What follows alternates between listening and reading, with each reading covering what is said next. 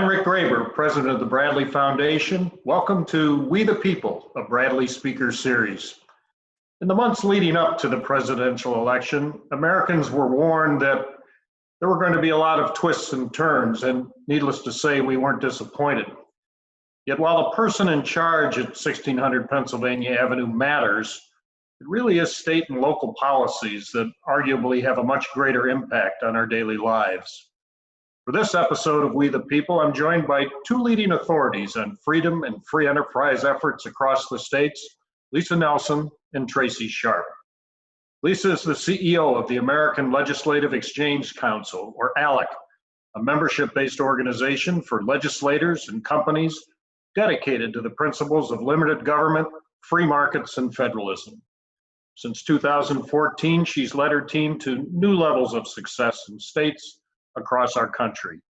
Today, ALEC is the largest nonpartisan voluntary membership organization of state legislators in the country, and it counts nearly 1/4 of all state legislators and hundreds of business leaders and entrepreneurs as members. Tracie's president and CEO of the State Policy Network, or SPN, a peer network community of independent, nonpartisan organizations that promote freedom and free enterprise across the country. Under her leadership, SPN has grown from 36 affiliated think tanks in 34 states in 1999 to over 150 in 50 states today. Since 1992, SPN has worked to train leaders and catalyze a thriving, durable freedom movement in every state. Lisa and Tracie, welcome. Great to have you. Great to be here, Rick.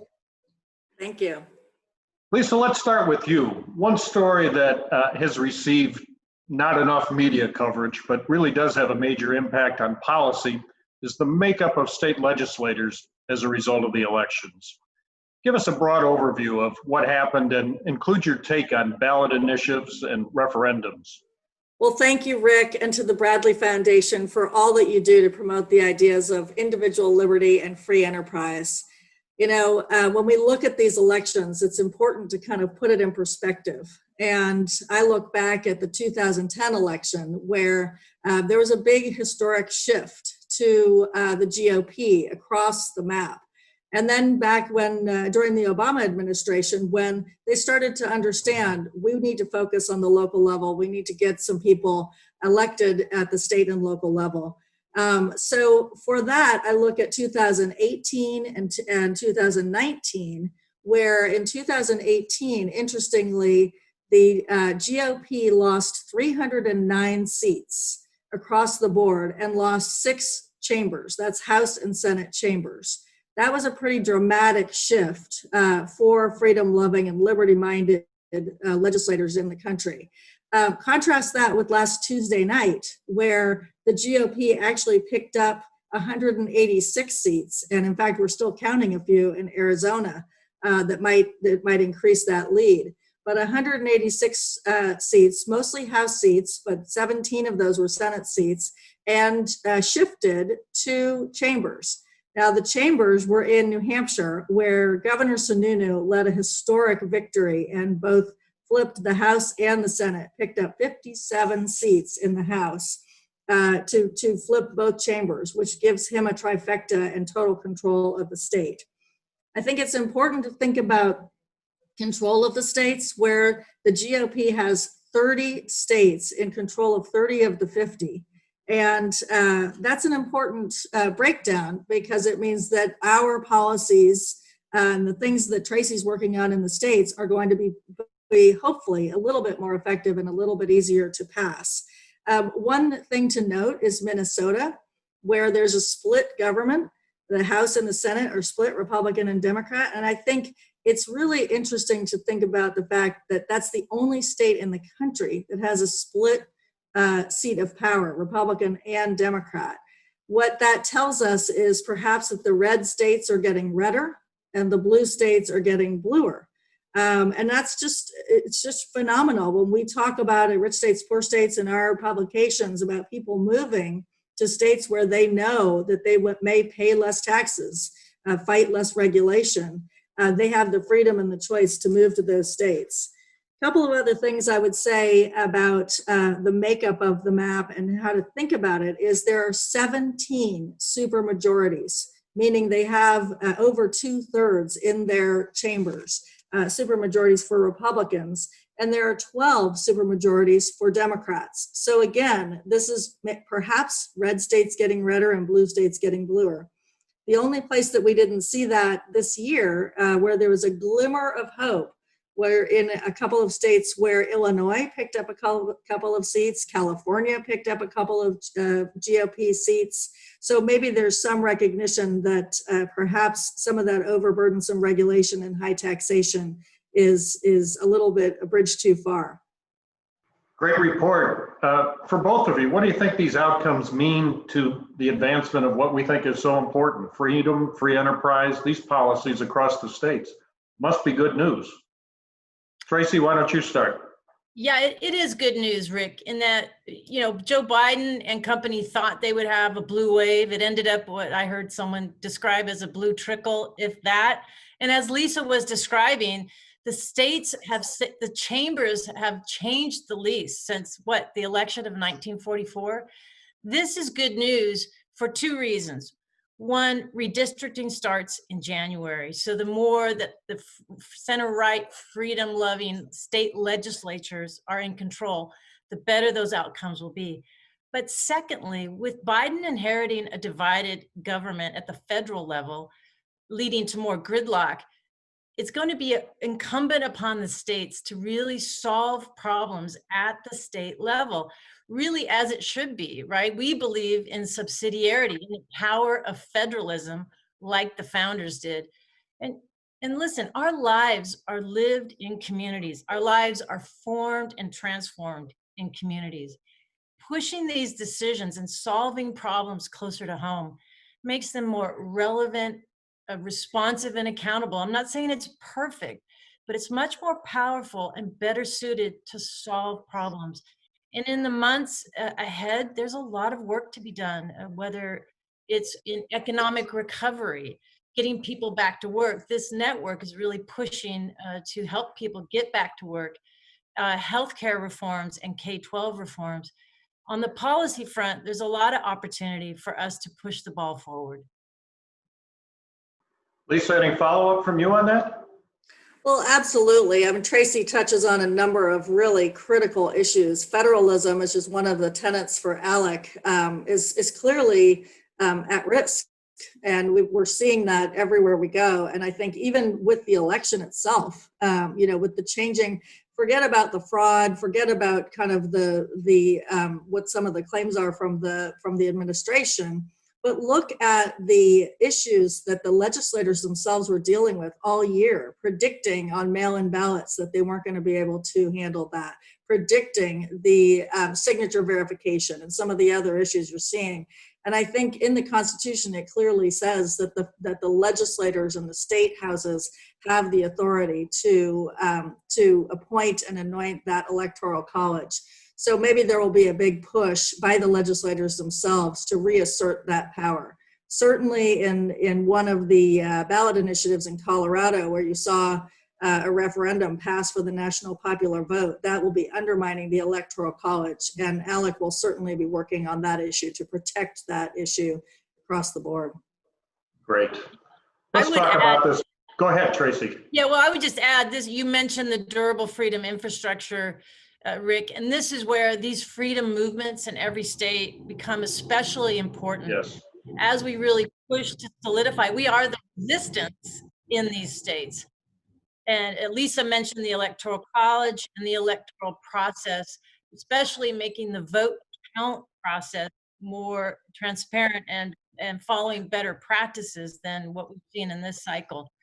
But also I would add to push back against the emergent powers that some of these governors have used to really lock down their populations. I think you may feel that acutely in Wisconsin and in Michigan, but if not for the litigation centers, which are part of this freedom infrastructure, we would not have been able to pull these governors into check and get them the legislative and judicial oversight that is so important and required in these times of emergencies. And that's where the state legislatures are so critical.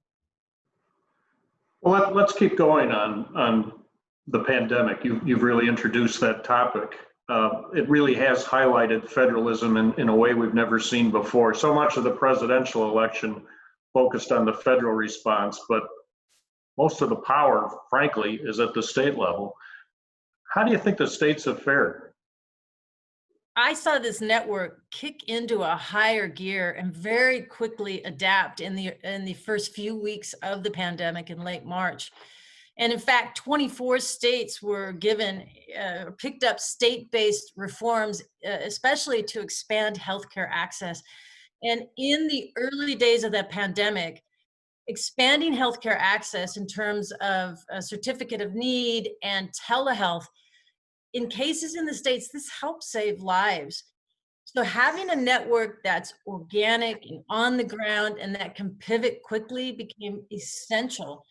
Now we want to make those temporary reforms permanent, right? As the pandemic is not ended, not yet. We pray for the vaccine to be effective, but also now we face the economic recovery where we have to get people back to work, get these businesses up and going again. And that's really in the sweet spot, the comparative advantage of these state-based movements.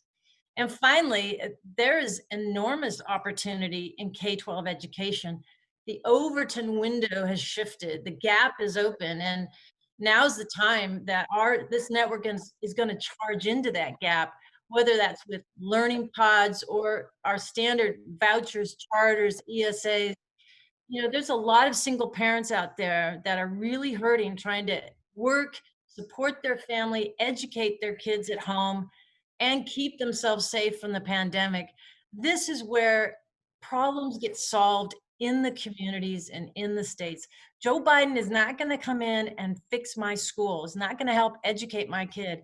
I'm going to do that. My community is going to do that. And my state's going to do that. And this is where the real power to solve problems lies.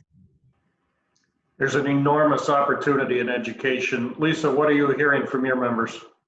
Yeah, Tracie touched on so many important elements there. Our legislators themselves are struggling with that balance of power between the federal government and the monies that were sent to the states, their own governors, and then their own legislators.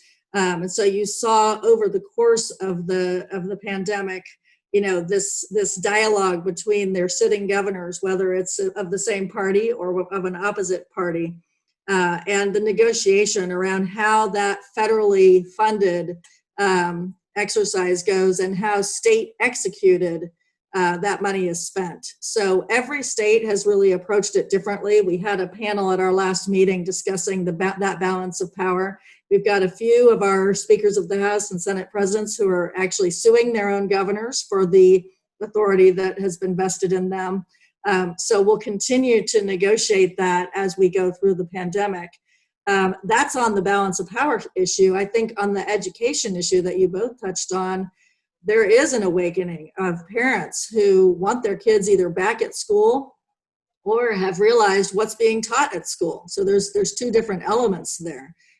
So I think there will be a big push on a recognition of learning about civics education and American history and true, relevant, accurate history of our country, as opposed to some of the things that they've been taught. But then again, figuring out different solutions, making sure that the money follows the student if they do want to make a switch. We've seen that the charter schools and the private schools that have the funding can reopen and get their kids back in school, and it's the public schools that are struggling to stay open. We've lived through probably the strangest, most difficult year of our lives. Project forward a little bit now. What are the big priorities for ALEC and SBN as you gear up for 2021, which hopefully at least at some point will be a little bit more normal than 2020? Well, certainly we put together a whole series of COVID-related policies that we thought should be passed. Everything that Tracie's mentioned, certificate of need, right to repair, all of the other issues, occupational licensing, liability protection and liability reform. If they're not going to be able to pass it at the federal level or include it in any kind of omnibus bill, making sure that those small businesses have the protections that they need to reopen. It's so critical, and I think reopening the economy is central to our objective next year. I mentioned the Electoral College and civics education, to name a few. We've got our meeting coming up December 2nd through 4th, where we'll be determining, I think we've got 38 model policies we'll be voting on that will determine the course of our major push for next year. Do you think election policies play into that too? This mail-in voting that we've seen across the country that is just fraught with problems? Yeah, I have a lot of legislators who are asking those questions. We do have a process working group that has kind of loosely been talking about these issues for the last few months, about how they can, like I said earlier, assert that power and kind of regain control over the process, making sure that there's transparency in the system. So absolutely, the process issues will be important and something that everybody will look at. I think the left has been very, very successful at kind of moving the goalpost. Every couple of years, if this doesn't work, let's change it. Let's rewrite the rules. And I think we need to take a look at that and make sure that we're sticking to what the Constitution says that the rules are. Great. Tracie. Yeah, Rick, you asked about priorities, and I want to follow on what Lisa was talking about in terms of the separation of powers. Law and order was a major concern this year, and rightly so. And the order part of that is an orderly vote counting process out in the states. We know that Florida, was in the Wall Street Journal last week, sets an example from what they've learned in 2000. They learned the hard way to set in best practices for how to count votes efficiently and transparently.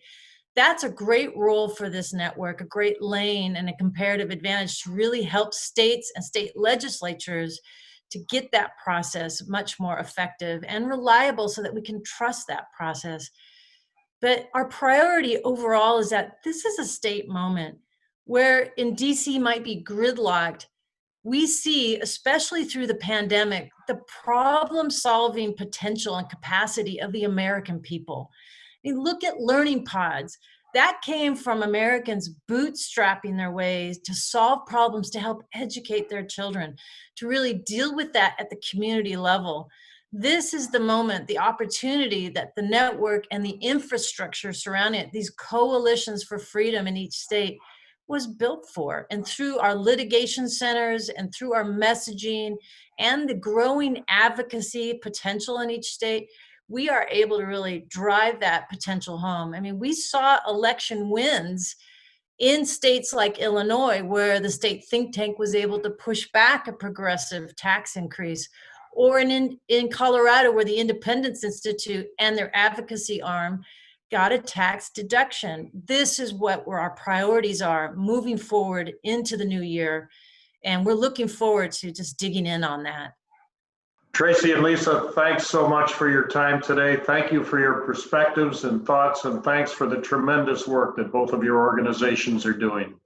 And thanks to all of you for tuning in to this episode of We the People. We look forward to seeing you again in our next episode. Thanks again.